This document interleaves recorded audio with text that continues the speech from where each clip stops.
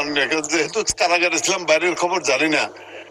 কারাগারে 4 তারিখে আমরা দেখলাম শত শত লোক গুলি খেয়ে মৃত্যুবরণ করলো। সারা কারাগারে সেদিন হাহাকার ছিল মাননীয় স্পিকার। 4 তারিখ রাত্রে যখন সিদ্ধান্ত হলো যে আগামীকাল কঠোর হস্তে এদেরকে দমন করা হবে, সমস্ত বাহিনী প্রধান, সমস্ত সচিব মিলে এই সিদ্ধান্ত গ্রহণ করলেন প্রধানমন্ত্রীর নেতৃত্বে।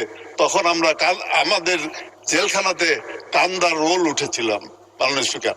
সারা রাত্রি কেউ ঘুম পারে নাই, শুধু আল্লাহকে ডেকেছেন যে এই দেশের এই সন্তানদেরকে আল্লাহ তাআলা বাঁচান। আমরা ঘুম পারি নাই। রাত্রি সকাল 9টায় আমরা শুনলাম সারা ঢাকাতে কোনো লোক নাই, লোক শূন্য। কিন্তু 10টার সময় শুনলাম, 10:30টার সময় শুনলাম যে ঢাকা শহর লোকে লোকাল